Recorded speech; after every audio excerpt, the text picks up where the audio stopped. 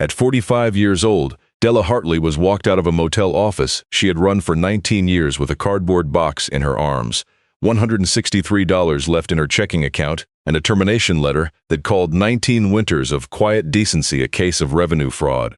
The regional manager who signed it did not look at her when he said it. He kept his eyes on his clipboard, the way men do when they have decided you are a number that no longer balances, and he told her to leave her keys on the counter. He was certain she would disappear the way women like her always disappeared, into some smaller life, some quieter shame, some apartment with a microwave and a television and nothing left to fight for. What he never imagined, what nobody in that high cold corner of Montana ever imagined, was that the condemned motor court her late father had left her on Halloran Pass, the one the county had appraised at exactly $0, the one her own brother told her to sign away to the first man who offered cash, of an old front desk that would bring a developer board to a stub developer had been doing in the dark to a dead stop and remind an entire town. What didn't they dark? For 30 years. Stay with me until the very end. Because what Della found inside that desk did not just save a worthless building.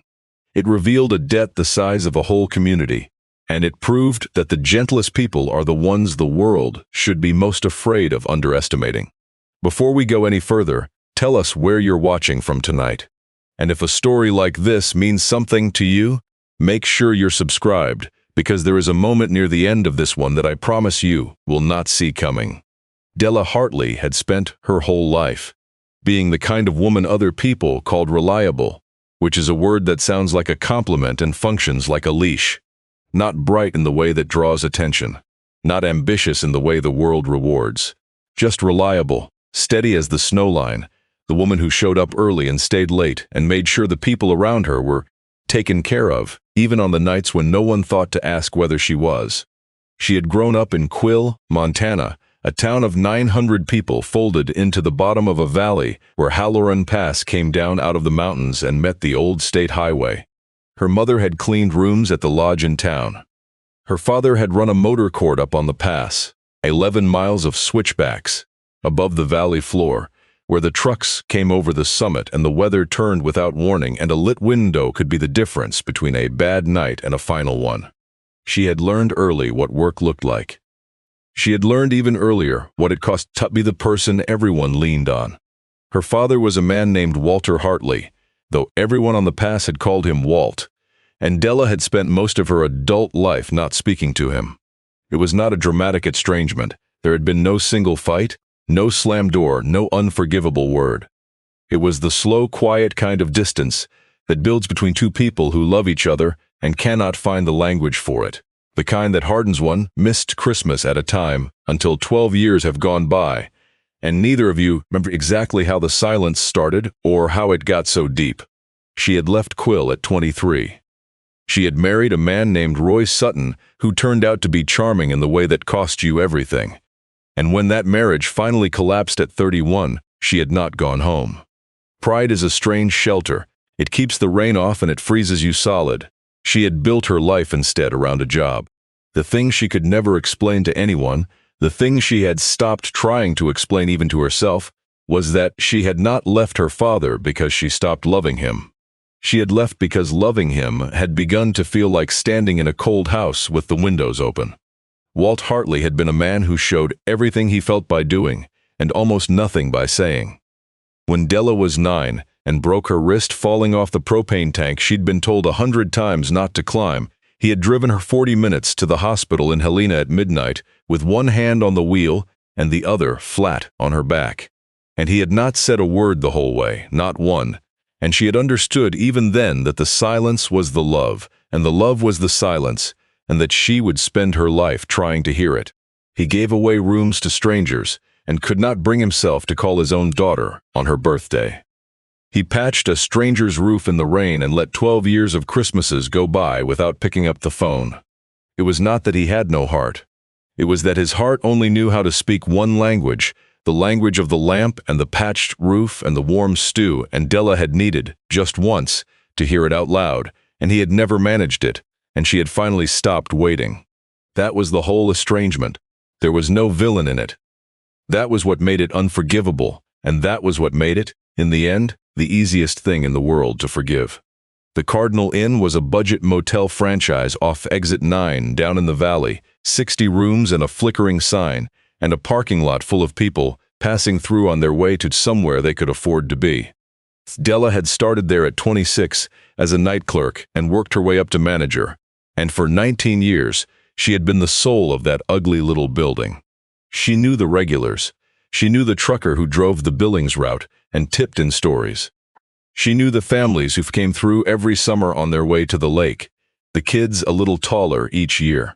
She kept a box of granola bars under the desk for the ones who came in hungry, and a basket of mismatched gloves by the door in winter, and a quiet understanding with the night house keeper that nobody who showed up shaking and afraid at 2 in the morning would ever be turned away into the cold without at least the offer of a chair and a phone. She did all of it without making a fuss. That was the part that mattered to her. That was the part the corporation could not see. The trouble came in February, on a night when the pass closed, and the valley filled with the kind of blizzard that turns a highway into a rumor. A woman came into the Cardinal Inn a little after midnight with 2 children, and a split lip and no purse, no card, no cash, nothing but a pickup truck idling in the lot with a man's name still on the registration and a look on her face that Della had seen before and would have recognized in her sleep. Della did not ask many questions. She put the woman and her kids in room 114, the quiet one at the end away from the highway, and she ran the room as a comp, and she logged it as a maintenance hold so the night audit would not flag it, and she sat with that woman in the lot for an hour while the children slept, and she made 2 phone calls, and she did not write down the woman's real name anywhere a man with a registration could find it. The woman left before dawn, when the plows had finally opened the on-ramp, and she did not say where she was going. And Della did not ask, because asking was a thing that could be repeated to the wrong person later. She left a note on the nightstand of room 114, written on the back of a Cardinal Inn notepad. 3 words and no name, and Della kept it in the drawer of the front desks for the rest of that winter, and read it more than once on the nights when the job felt like nothing but a flickering sign over an empty lot. Thank you, we made it. That was all. It was enough. She did the same thing 3 more times before spring. A family from Idaho, whose old sedan threw a rod on the highway shoulder with a 6-week-old baby in a car seat in the back, the mother walking the parking lot at 1 in the morning, bouncing the infant against the cold, the father on his knees in the slush with a flashlight in his teeth, and Della had put them in room 109 and brought them the space heater from the back office, and warmed bottles in the lobby microwave until the parts store opened. An old man, clearly a veteran, clearly carrying something heavier than the duffel bag he set down by the door, who had been sleeping in the bus shelter on Exit 9 for 3 nights, and would not have survived the cold front the radio kept warning about, a wind chill of 30 below coming down off the mountains. He had not wanted to come in. That was the thing Della remembered. He had stood in the doorway with the snow blowing in around him and tried to refuse, because some people have had charity weaponized against them so many times that kindness reads as a trap, and she had told him it was not a favor, it was a room nobody was using, and he could shovel the walk in the morning if it made him feel square. He had taken the room, he had shoveled the walk, he had been gone by the time she came back on shift. And a teenager, 18, if he was a day, but with the lost dog eyes of someone a great deal younger, who had come in out of the dark with a backpack and a bus ticket he had missed, and the particular brittle pride of a kid who has just learned that the people who were supposed to keep him safe will not. He needed 1 night indoors to figure out the rest of his life, and Della had given it to him, room 112, and she had left a granola bar and a $5 bill on the dresser and not made a thing of it, and in the morning the room was empty and the $5 was gone, but the bed was made carefully. Hospital corners, the way a kid makes a bed when he wants you to know he was raised better than his circumstances. 4 comped rooms across 1 brutal winter. Della never once thought of it as a decision. She thought of it the way you think of breathing, which is to say she did not think of it at all until someone tried to take it away from her. She thought of it as the only thing a person could possibly do. The corporate audit thought of it as something else. In March, a regional efficiency review flagged a pattern of unaccounted room nights at the Quill location. 4 rooms logged as maintenance holds, no revenue, no incident reports, no paper trail that a spreadsheet could love. They sent a regional manager named Brent Cooley, a man of maybe 35 in a fleece vest with the company logo on it, and he sat across the desk from Della in the office she had run for 19 years, and he used the words liability and exposure and fiduciary responsibility, and he never once used the word person. Della tried to explain. She told him about the woman with the split lip. She told him there were children. She told him it had been 20 below outside and the pass was closed, and there was nowhere else for these people to go. Brent Cooley nodded, the way people nod when they are waiting for you to finish, so they can say the thing they already decided to say. He told her that the company's policy on charitable accommodation was very clear, that there were liability concerns, that she had falsified records to conceal the comps, and that this constituted, in the language of the letter he then slid across the desk, revenue fraud. He told her to leave her keys on the counter. She was 45 years old. She had given that building 19 years and the best parts of herself. And she walked out into the gray March light with a cardboard box and a coat and the dawning understanding that everything she had believed about being good, about being steady, about being the one who could always be counted on, had just been weighed by people who counted differently and found wanting. She drove to her apartment. She sat at her kitchen table. She did the arithmetic that grief always eventually forces you to do, and the arithmetic said $163 in checking, rent due in 11 days, and a job market in Quill, Montana that had room for exactly none of what she was. She did not cry. She had learned a long time ago that crying was a thing you did later, alone when it could not be used against you. Instead, she sat very still in the cold kitchen and let the silence settle over her like the first snow over a closed road. The phone call came 9 days later. It was a lawyer in Helena, brisk and not unkind, and he told her that her father, Walter Hartley, had died in his sleep on the 14th of March, and that she was the executor and sole beneficiary of his estate. Della sat with the phone against her ear, and the strange weightless feeling of a door closing on a room she had been meaning to enter for 12 years and now never would. She had not spoken to her father in over a decade. He had died 11 miles up the mountain from the town where she was born, and she had not been there, and there was no fixing that now. The lawyer cleared his throat and told her there was the matter of the property. The Switchback Motor Court on Halloran Pass. He said it the way a man says a thing he is sorry to have to mention. He told her the county had it appraised at 0. Back taxes, deferred for years, out of what the assessor's office had apparently treated as a kind of municipal embarrassment. Structures in poor condition. A stretch of old highway that the interstate had bypassed in 1991, which meant the traffic that had once made the place a living had not come up that road in over 30 years. He told her, gently, that her father had left her a building that was worth less than nothing, that in fact came with a liability in the form of those unpaid taxes, and that the simplest thing, the thing most people in her position chose, would be to disclaim the inheritance and let the county take it. Della thanked him. She told him she would need to see it first. She drove up Halloran Pass on a Tuesday morning in early April, when the snow had pulled back to the tree line but the air at altitude still had teeth. The road climbed in long switchbacks through stands of lodgepole pine, and the smell came in through the cracked window the way it had when she was a girl, pine resin and cold stone and the faint mineral breath of snowmelt, a smell that lived in some old room of her memory she had kept the door shut on for 30 years. She had not been up this road since she was 23. She had told herself it was because she was busy. She had told herself a great many things.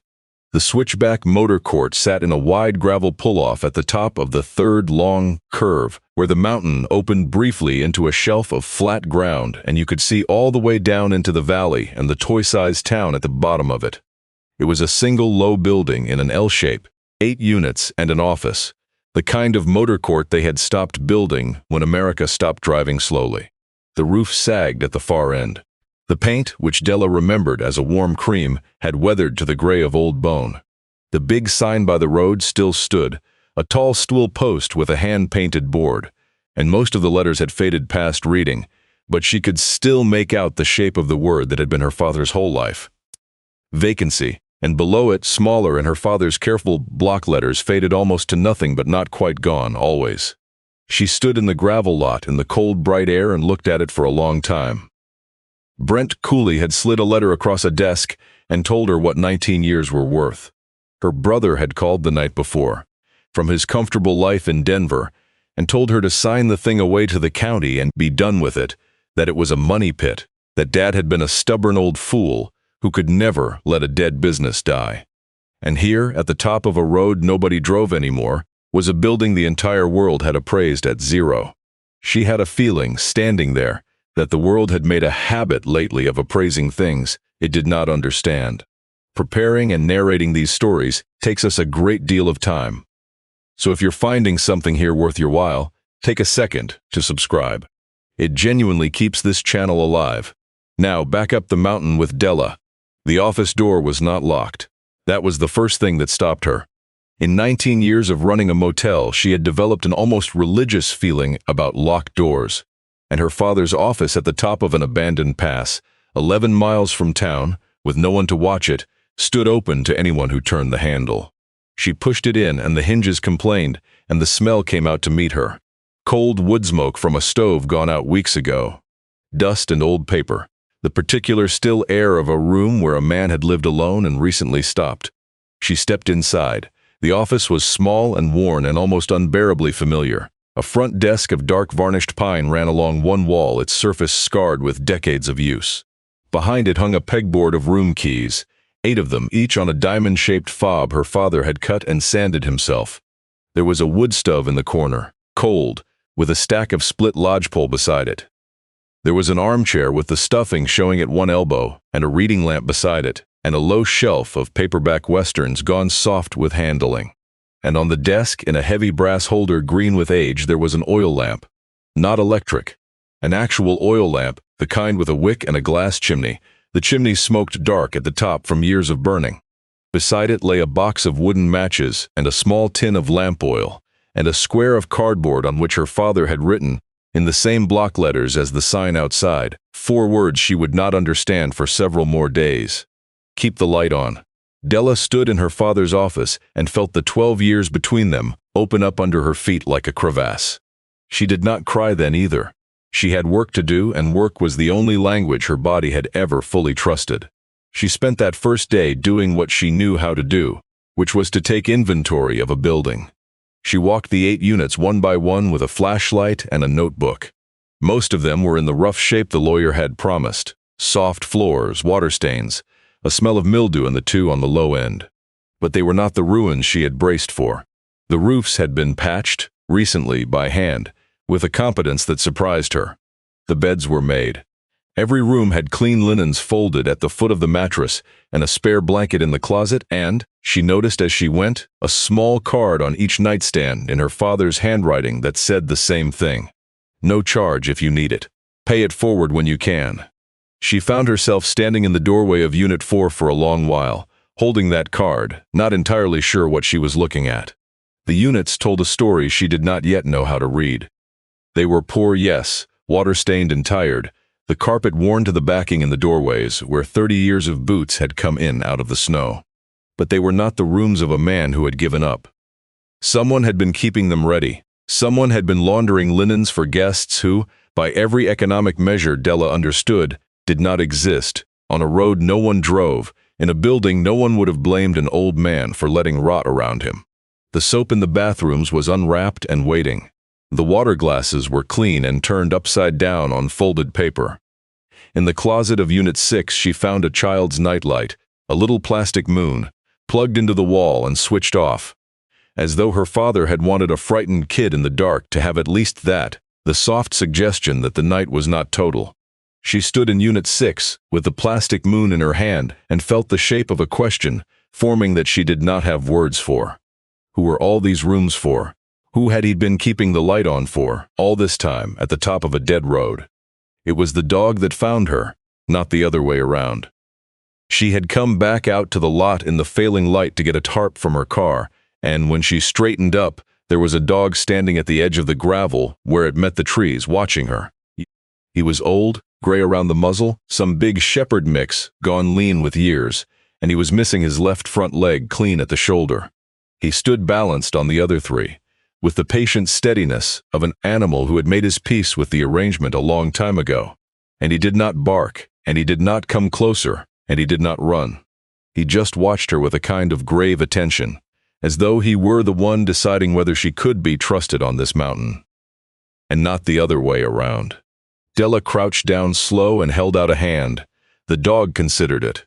Then he came across the gravel on his 3 legs, unhurried, and pressed the side of his big gray head against her palm and let out a breath that seemed to have been held for a very long time. There was a collar under the fur, worn leather, and a brass tag her father had clearly made himself, and on it was stamped a single word: Tuck. She did not know yet that Tuck was the first witness. She did not know yet that there would be others, dozens of others, that the dog leaning his weight against her hand in the cold April dusk was the first living proof of what her father had quietly been for 30 years, the first entry in a ledger she had not yet found. She only knew that the animal was hungry and 3-legged and waiting, that he had clearly been waiting at this spot for weeks, for a man who was never coming back, and that she could not possibly leave him there. She fed him the last of the granola bars from her glove box, the ones she had carried out of the Cardinal Inn in her cardboard box, and she let him follow her into the office. And when she lit the wood stove against the mountain cold, he lay down in front of it with a groan, and put his gray head on his one front paw and watched her with those grave brown eyes. Della sat in her father's chair with the broken elbow and looked at the oil lamp and the card that said, "Keep the light on," and the 3-legged dog her father had clearly loved. And for the first time in 9 days, in 19 years and longer than she could honestly say, she felt the cold thing in her chest move slightly, the way a closed door moves when someone on the other side leans against it. She stayed the night. She had not planned to. She lit the oil lamp because the card told her to, and because the electricity in the units was off, and she watched the small flame steady itself in the glass chimney and throw its warm light across the worn office. And she understood dimly that her father had kept this lamp burning every single night of his life up here, a light at the top of a road nobody drove, for travelers who almost never came. It made no sense. It made no business sense, no economic sense, no sense of any kind that Brent Cooley and his clipboard could have measured. And yet there it was, smoke darkened from 30 years of burning. She fell asleep in the armchair with the dog at her feet and woke to mountain light coming gray and gold through the dusty window, and a decision had made itself in her somewhere during the night, the way decisions sometimes do. She was not going to disclaim the inheritance. Not yet. Not until she understood what she had inherited. The first weeks were a hard, plain education in everything she did not know. The well pump had to be primed by hand, and she got it wrong twice and stood there soaked and swearing at a pipe before she got it right. She split her own wood for the stove, and she was bad at it. At first, the maul bouncing off the rounds, until an old man named Earl, who ran the store down in Quill, drove up unasked one afternoon with a splitting wedge and showed her how to read the grain, how to look for the check the wood wanted to break along, and then sat on the tailgate and watched her do 12 rounds, which she came to understand was a kind to take the maul, which she came to understand was a kind of Earl had known her father. Everyone in Quill had known her father, it turned out. In the glancing way, you know a man you assume you have all the time in the world to know better. They remembered Walt at the feed store and the gas station and the one diner, remembered him as quiet, as fair, as a man who paid cash and kept to himself, and not one of them, not a single one, had any idea what he had been doing up on that pass. Della would learn that too in time, that the people closest to a quiet life are sometimes the last to see its shape. She found his habits in the office like fossils. A spiral notebook by the window where, every single morning for 30 years, he had written down in a kind of private shorthand, the temperature and the wind, and whether the pass was open, page after page after page, a man keeping faith with the mountain.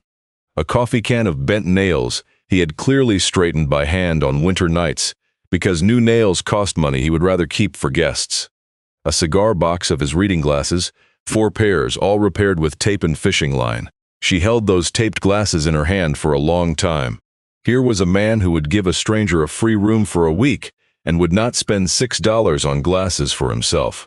She had spent 12 years thinking she did not understand her father. She was beginning to suspect she had understood him perfectly, and had simply never forgiven him for being exactly what he was.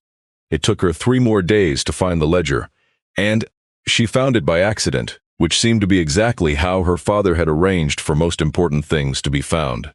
She had been trying to fix the front desk. The varnished pine top had a warp in it, where the wood had pulled away from the frame along the back edge, and as she worked a flat bar under it, to reseat it, the whole rear panel of the desk, which she had taken for solid, swung loose on a hidden hinge her father had built into it decades ago. Behind the panel was a shallow cavity, dry and clean and clearly made on purpose, and inside the cavity were 2 things. The first was a steel cash box, old and dented, and when she opened it, she found not money but a thick sheaf of letters, dozens of them, in dozens of different hands, on every kind of paper, some of them yellowed soft with age. The second was a book. It was a ledger. A proper one, the white accountant's kind with a marbled cover and a red cloth spine, the sort of book that in any other building on earth would hold columns of dollars in and dollars out. Della lifted it out of the cavity and set it on the desk in the morning light and opened it. And her breath went still in her chest in a way she would not have been able to explain to anyone who had not stood where she was standing. Hold on. Before she turns that first page, I have to ask you for one thing, because what is written in this book is the whole heart of the story, and I don't want you to miss what comes next. If stories about quiet, decent people finally being seen mean something to you, take 1 second right now to subscribe and to tell us in the comments where you're watching from tonight. It costs you nothing, and it tells us to keep finding stories like this one now. Let's open her father's book together. It was not a record of money. That was the first thing Della understood. There were no dollar amounts at all. Instead, in her father's careful block letters, going back, she would later confirm, to the spring of 1991, the year the interstate had been finished and the traffic had stopped coming up Halloran Pass, there were names, dates, and next to each one, a few short lines describing a single human being on the worst or most frightened night of their life, and what Walter Hartley had done about it. April 3, 1991. Young couple, car off the road below the 3rd curve, soaked through, room 2 3 nights, until the part came in from Billings. He would not take money. I told him to keep it for the baby coming. She read it twice, then she turned the page. The names went on. They filled that page and the next, and the one after that, year after year, decade after decade, in the same patient block hand that grew very slightly shakier as the dates climbed toward the present.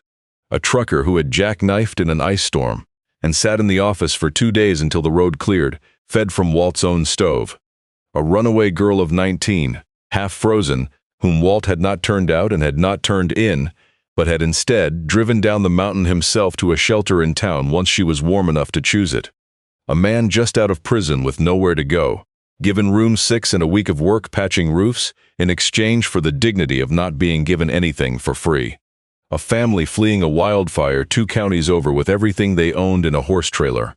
A veteran, the same as the one Della had sheltered at the Ernalken trussless streets, had stayed 3 winters running, off and on, until Walt had helped him get into the VA system in Helena. Beside many of the entries, her father had drawn a small symbol, a tiny lamp, the same shape as the one burning on his desk, and Della came to understand that the lamp meant the same thing every time. It meant the room had been free. It meant the light had been on for them. Some of the entries were a single line. Some ran to a whole paragraph, in nights when whatever had come up the mountain had clearly cost her father something to write down. February 1994. Found a man in his car below the 2nd curve, no heat, near gone. Got him warm. He would not say his name and I did not ask it. Some nights you just keep them alive and let them keep the rest. March 2001. The Peterson family, 4 of them, house burned. Stayed 11 days. Would not take charity, so I invented work until they had their feet again. People will accept a hand up who will never accept a handout. Remember that. Some of the later entries were addressed, Della slowly realized, to no one and to everyone. Little notes her father had left himself, or left for whoever finally opened the book, a man talking quietly across time to a reader he must have known would someday come. They never come up this road by accident, one of them said. By the time they get to me, they have run out of every other road. So the light has to be on. That is the whole job. The light has to be on. There were more than 400 entries. Della Hartley sat behind her dead father's desk with a three-legged dog asleep at her feet and a book in her hands that held 30 years of a goodness so quiet that his own daughter had not known it existed. And she finally cried. Not the careful private crying of a woman who has learned to do it where it cannot be used against her. The other kind. The kind that comes up to the floor of you and takes the whole house down with it. She cried for her father, alone on his mountain, keeping a light on for strangers for 30 years. She cried for the 12 years of silence she could never now take back. And she cried, somewhere underneath all of it, for a woman with a split lip, 2 sleeping children, and the company that had called what Walt did his whole life by the name of fraud. When she could see again, she turned to the cash box and the letters. They were thank you notes, every one of them. Some were a single line on a torn scrap, some ran for pages. They came from all over the country, postmarked from 40 states, because the people Walt had sheltered had gone on, gotten back on their feet, found their way to whatever came next, and a startling number of them had taken the time, sometimes years later, to write back up the mountain and tell the quiet man at the top of the pass what that one warm night had meant. We named her after the room you gave us, said one. Room 2, we named our girl Marlowe, but we call her 2. I would not be alive to write this if your light had been off that night, said another, in the shaking hand of someone for whom that was not a figure of speech. I am a nurse now, said a third. I take care of people on their worst nights. I learned it from you. Della read everyone. It took her the rest of the day and into the dark, the oil lamp lit beside her, the dogs breathing slow and even on the floor. And when she was done, she understood that she had not inherited a worthless building on a dead road. She had inherited the single most valuable thing her father had ever made, which was a debt the whole region owed him and did not know how to repay, and the only instruction he had left for what to do with it, written on a square of cardboard in his block letters. Keep the light on. She did not yet know how she was going to live. She had $163 in a property the county valued at nothing and no income and no plan.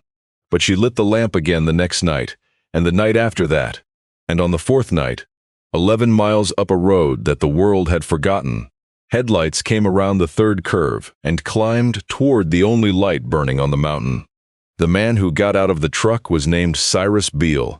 He was somewhere past 60, weathered and slow-moving, and he stood in the lamplight at the edge of the lot and took off his cap when he saw it was a woman in the doorway and not the man he had come looking for. He asked, in a careful voice, if Walt was around, and when Della told him gently that her father had passed in March, the big man's face came apart in a way that told her everything before he said a word. Cyrus Beale stood in the gravel lot and wept for a man Della had spent 12 years not speaking to, and then he told her why. 19 years ago, he said, he had come over that pass in the worst stretch of his life. Drinking, broke, driving a truck he was about to lose, with a plan in his head for the bottom of the canyon that he had mostly made up his mind to follow through on. And there had been a light. Just a light up at the top of the 3rd curve. An oil lamp in a window where there should not have been one. And he had pulled in, he did not entirely know why, and a man he had never met had made him coffee, and not asked a single question and let him sit by a wood stove until morning, and had said something to him as he left, which was, "The light's always on up here. Son, you remember that, any night you need it." And Cyrus Beale had remembered it. For 19 years he had remembered it, on every bad night since, and he had not gone to the bottom of any canyon, and he was here now to thank a dead man for his entire life.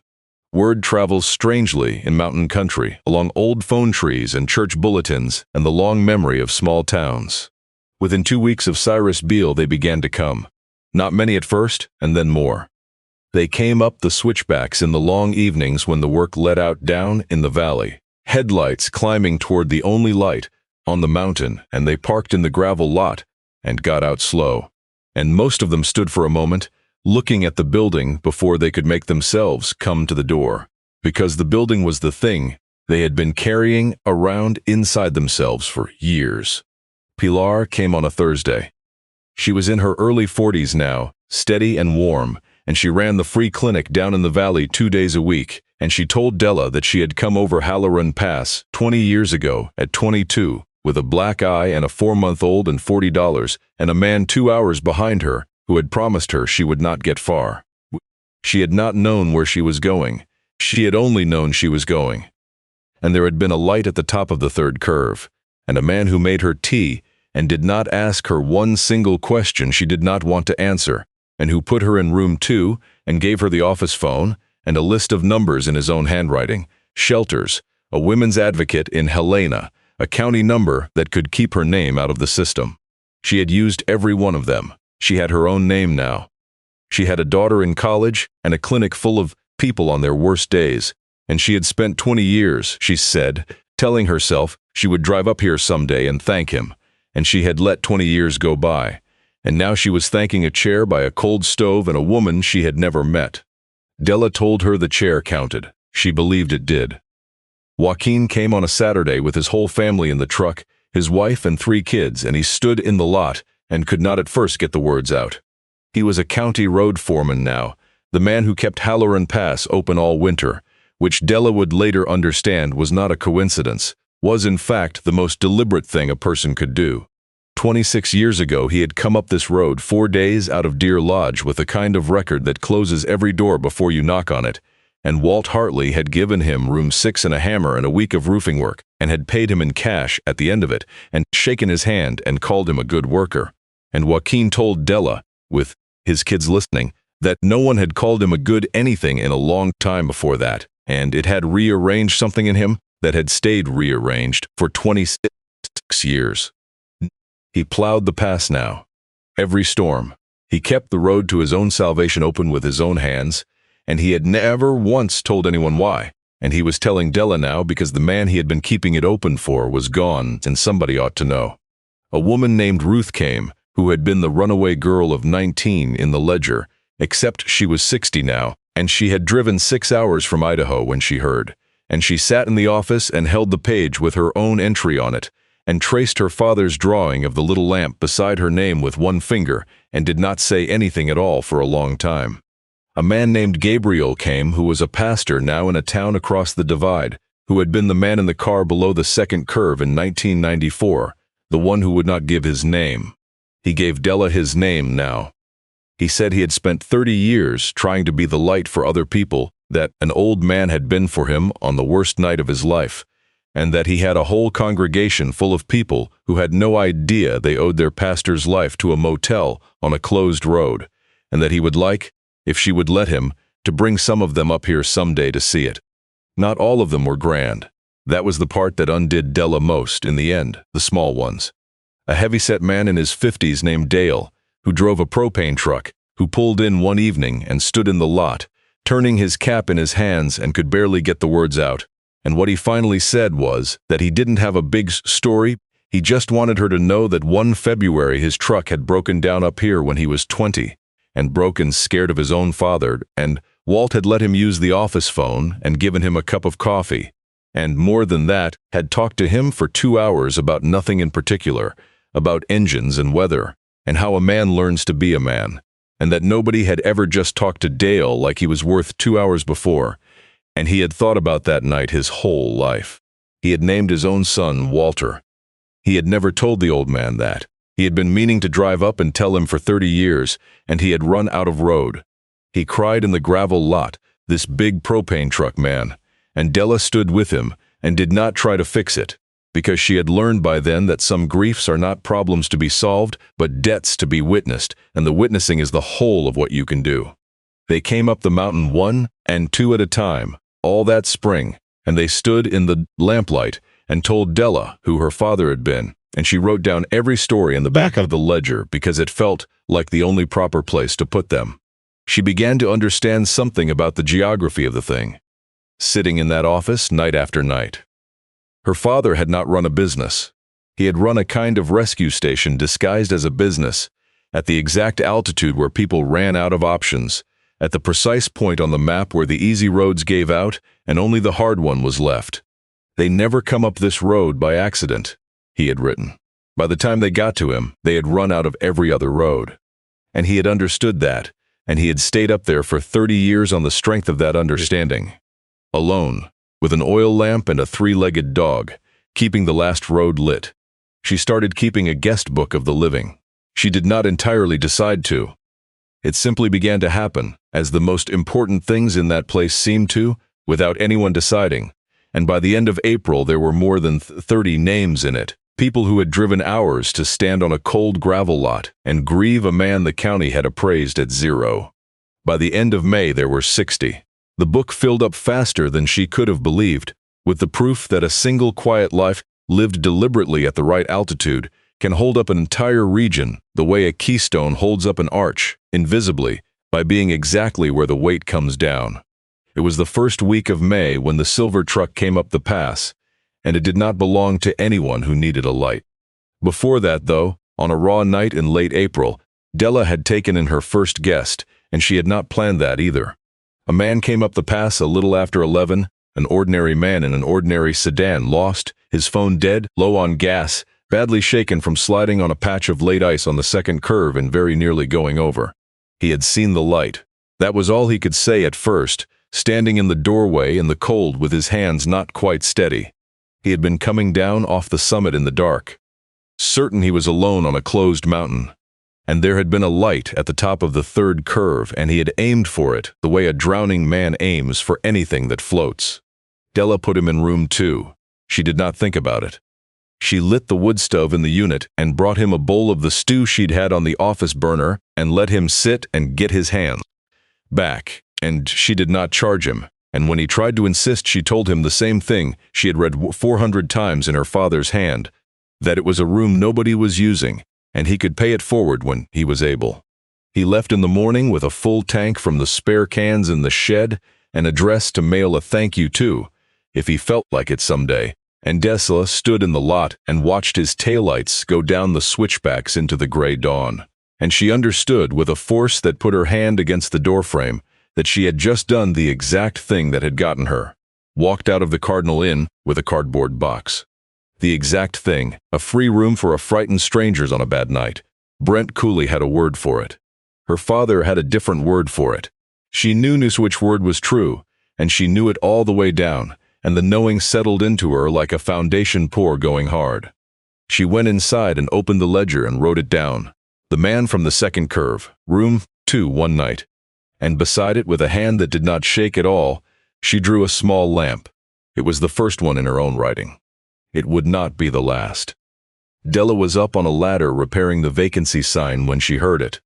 A big new pickup, the kind that costs more than the building it was driving toward, and it came up the switchbacks too fast and pulled into the lot in a spray of gravel that made Tuck heave himself up and put his body between the truck and the office door, a low sound starting in his old chest. The man who got out wore a quilted vest over a pressed shirt and the kind of confident, easy smile that Della had spent 19 years learning to read across a front desk. He looked at the building and the lot and the view down into the valley, and his eyes did the thing she recognized, the appraising thing, the counting thing, and she knew, before he opened his mouth, that he was Brent Cooley in a more expensive coat. His name was Garrett Vance. He was, he explained, a regional development partner with a firm out of Bozeman, and he had a proposition for her that he thought she was going to like very much. He had done his research.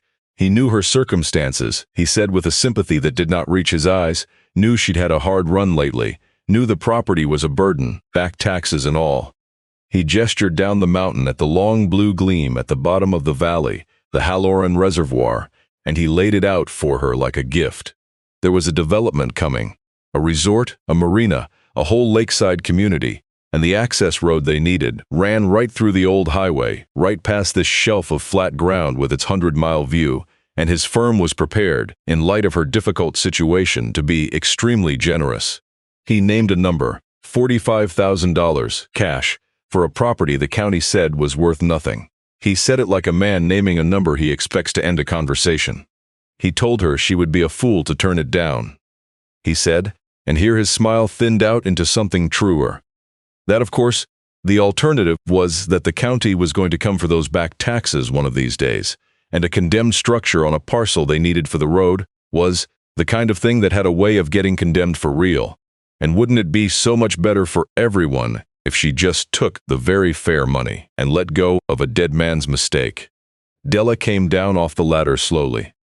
She looked at the silver truck and the pressed shirt, and the number hanging in the cold air between them. $45,000. 9 days ago, she had had 166 degrees to her name. The arithmetic was not subtle. Garrett Vance was watching her do it, watching her face, the way Brent Cooley had watched her face. Certain he knew exactly how this went, certain that a tired 45-year-old woman with nothing would take the money the way exhausted people always do. I want to stop us right here for 1 second, because this is the moment the whole story turns on. And I do not want you to miss it. If you have ever watched someone with money assume that a gentle person can be bought, you know exactly the feeling in Della's chest right now. If a story where that assumption finally, completely backfires is the kind of thing you came here for, do me a favor and hit subscribe before we go on and turn the bell on, because the next part is the reason I wanted to tell you this one at all. Now, let's find out what Garrett Vance did not know. What Garrett Vance did not know was that Della Hartley had spent the previous 2 weeks reading every page of her father's ledger and every letter in his box, and that in among the thank you notes, folded small and kept separate in an envelope of its own, she had found a different kind of document entirely. It was a copy of a legal instrument, drawn up and recorded with the county 19 years earlier, in the same year Cyrus Beale had pulled in off the road with a plan for the bottom of the canyon. Walt Hartley had not been a worldly man, but he had been to a lawyer in Helena exactly once in his life, and he had spent money he did not have to do one thing, and Della had read the document 4 times to be sure she understood it, and then she had driven down to that same lawyer's office to be absolutely certain. She let Garrett Vance finish his pitch. She let him name his number twice, and then she told him, in the same quiet, even voice she had used across a front desk for 19 years, that the property he was standing on could not be sold for development. Not by her, not by anyone, not ever. Garrett Vance's smile did not move, but something behind it did. She explained it to him the way the lawyer in Helena had explained it to her, slowly so there would be no misunderstanding. In 2006, her father had placed the entire parcel under a permanent conservation and charitable use easement, recorded with the county and held by a small Montana land trust. The easement did 2 things. It prohibited in perpetuity any commercial or residential development of the land beyond the existing structures, and it dedicated the property by binding covenant to a single specified purpose, which the document named in language Walt must have chosen himself, because it did not sound like a lawyer. The provision of shelter without charge or condition to travelers in need on Halloran Pass. Her father had given away the development rights to his own land 19 years ago for nothing and locked them away forever, precisely so that no man in a silver truck could ever someday stand in this lot and offer his daughter money to put a marina where the light used to be. The road Garrett Vance needed did not run through Walt Hartley's property. It ran through the one thing on that mountain that could not be bought. She watched it land on him. She watched the number he had been so sure of go quiet in the cold air, and the easy confidence drain out of his face, and the calculation start up behind his eyes as he tried to find the angle, the loophole, the pressure point, and failed to find any because there was none. A perpetual easement is exactly what it says it is. The back taxes could be paid, and Della intended to pay them now that she understood what she was paying them for. The structures could not be condemned out from under a recorded charitable trust without a fight. His firm's whole timeline could not survive. Garrett Vance had come up the mountain, certain he was dealing with a desperate woman and a dead man's mistake, and he was leaving it having discovered that the dead man had beaten him to the only move that mattered, by 19 years. He tried briefly, the way his kind always tries. He suggested the easement might be challenged. He suggested she should think very carefully. He suggested, with a last thin edge of the threat he had walked in with, that a single woman alone on a mountain with no money might find a legal fight expensive. And Della Hartley, who 9 days earlier had been walked out of a building she loved by men exactly like him, looked at Garrett Vance across the lot where her father had kept a light burning for 30 years, and told him, without any heat at all, that he was welcome to challenge it, that she had the land trust, and a Helena lawyer, and 400 witnesses in a book, and every person in that valley whose life her father had saved, and that he should ask himself how a jury in Quill, Montana, was going to feel about a Bozeman developer trying to bulldoze the place that had sheltered half the county. She told him the light stayed on. She told him to drive safe down the pass, because the third curve was treacherous, and her father had pulled more than one man out of the canyon below it. Garrett Vance got back in his silver truck. He did not slam the door, which Della respected slightly. And he drove down the mountain, slowly, the gravel crunching under his expensive tires, and the old three-legged dog stood in the middle of the lot and watched him go all the way down to the valley floor, and did not lie back down until the truck was gone. The thing about a light on a mountain is that people see it from a long way off. The story did not stay on the pass. It went down into the valley the way water goes down, finding every channel, and within a month it had reached the regional paper in Helena. Because Pilar from the clinic knew a reporter and could not stop telling the story of the man who had saved her life with room 2. The reporter drove up the pass on a June morning and sat in the office with Della and the dog and the ledger, and she read the entries, and she read the letters, and she went very quiet, as everyone did in that room, and the piece she wrote ran on a Sunday under a headline that was not overwrought. That was in fact almost too plain. For 30 years, a man kept a light on for strangers. His daughter found the proof in a desk. What happened after that, Della could not have predicted and could not for a while quite manage. The phone she'd had connected in the office did not stop ringing. People wanted to donate. People wanted to volunteer. A contractor down in the valley who had once, it turned out, spent a night in room 4 during a divorce he did not think he would survive, showed up with 2 trucks and a crew and rebuilt the sagging roof on the low units for nothing, and would not be argued out of it.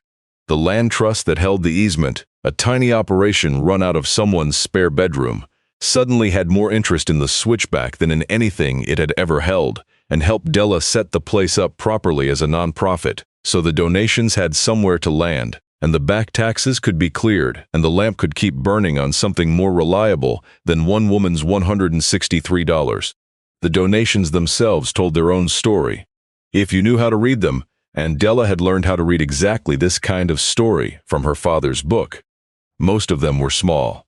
$10, $20, a folded check from a fixed income with a note that said I stayed there in 1998. I never forgot.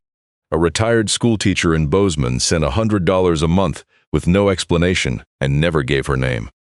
An envelope came one morning from a federal prison 2 states, and inside it was $41 in cash. Every bill soft and old, and a note in careful block printing that said, "This is everything I have right now. The man up there gave me a week of work when I got out, and nobody else would look at me. Tell his daughter the roof he taught me to patch never leaked." Della sat with that envelope at her father's desk and the $41 in her hand, and understood that she was not, in fact, running a charity. She was running the far end of one.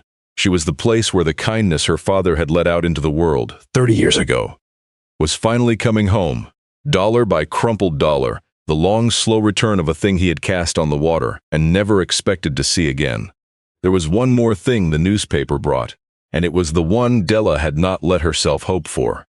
On a warm evening in late June, a small car she did not recognize came up the switchbacks and parked at the edge of the lot. And a woman got out, mid-30s, and stood by the car door for a moment, the way you do when a place is bigger inside you than it is in front of you. 2 children climbed out of the back, taller than Della remembered, a boy and a girl, and it was the children Della knew first before she knew the mother, because she had watched them sleep in room 114 of the Cardinal Inn on the worst night of their lives. The woman with the split lip. Except her lip was healed now, and her name, which Della had deliberately never written down, was Sarah, and she had seen the newspaper, and she had driven 200 miles to find the woman who had sat with her in a lobby at 2 in the morning and made 2 phone calls and not written down her name. Sarah did not have a speech ready. She just stood in the gravel and said, "You lost your job because of us." Della said it was not because of them, it was because of her, and she would do it again, and she had in fact done it again up here, with the door unlocked.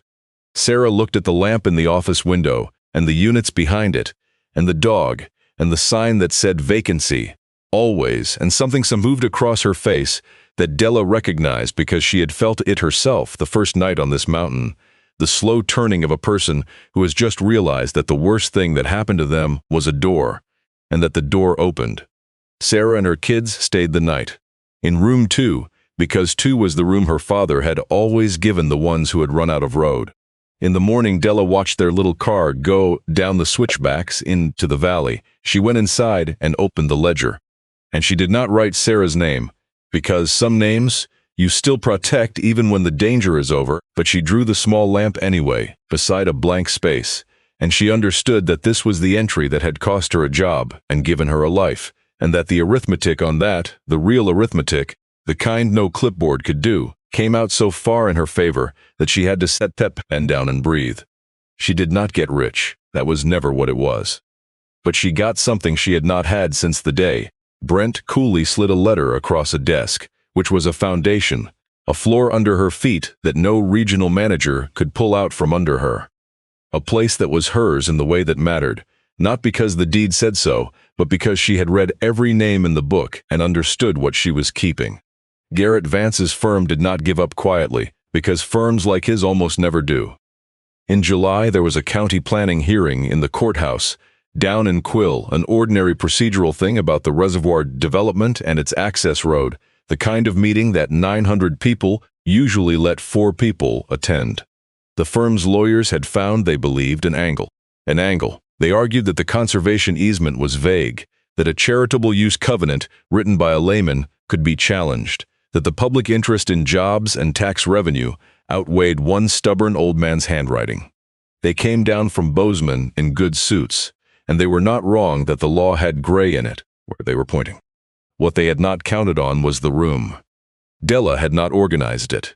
She had only mentioned the date, once, to Falar, and Falar had mentioned it to a few people, and on the night of the hearing the courthouse in Quill could not hold the crowd. They came down off the pass and in from the valley and over the divide, and the county commissioners sat at their long table and watched a town fill its own meeting for the first time in living memory.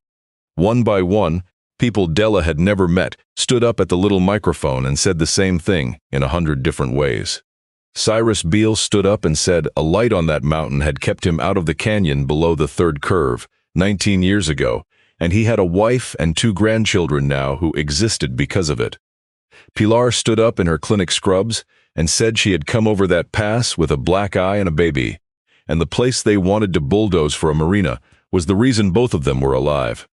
Joaquin stood up, the man who plowed their road all winter, and said he would keep the pass open for free for the rest of his life, but he would not stand by and watch them tear down the reason he was a free man at all. Gabriel the pastor read 3 lines from a thank you letter in the cash box, and the room went so quiet you could hear the old radiator tick. The lawyers from Bozeman packed their briefcases before the public comment was even finished. There are fights a firm can win and fights a firm cannot afford to be seen winning. And a roomful of the people a dead man had saved, looking at you while you try to put a marina where the light used to be, is the second kind. The access road was rerouted around the parcel within the month. It cost the development time and money, and the firm absorbed it as the powerful always absorb their small defeats, quietly, hoping no one keeps a record. But Della kept a record. Della kept all the records now. That was the job she had inherited. She kept the office. She kept the wood stove and the armchair, with the broken elbow and the shelf of soft paperback westerns.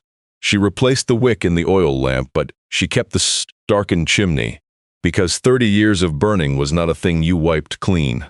She fixed the units one by one, with the contractor and a rotating cast of volunteers, many of them people from the book, people her father had sheltered, coming back up the mountain to put their hands on the place that had saved them. And she ran it exactly as he had run it, as a refuge. No charge if you need it, pay it forward when you can. A light at the top of a road that the interstate had bypassed, for the people who, even now, even still, sometimes had nowhere else in the world to go. They came. That was the thing that surprised her most in the end, and the thing that did not surprise her at all. Even on a dead road. Even 30 years after the traffic stopped, the people who needed a light have a way of finding it, and the new sign she painted herself and hung on the tall steel post said the same word her father's had, in the same plain block letters she had inherited from him without ever being taught. Vacancy, always. Tuck lived another year and a half, which the vet down in the valley said was a gift no one had any right to expect from a dog that old, and he spent it in front of the wood stove and at the edge of the lot, watching headlights come around the third curve, and when he finally went, in his sleep, in the warm office, Della buried him under the lodge at the spot where he used to wait, and she put a flat stone there and nothing else, because some things do not need words. She got another dog eventually, a young one, four-legged this time, from the shelter in town. But she never stopped thinking of Tuck as the first witness, the one who had decided, in the cold April dusk, that she could be trusted on this mountain, the first living proof of what her father had quietly been. Her brother came up from Denver the following autumn.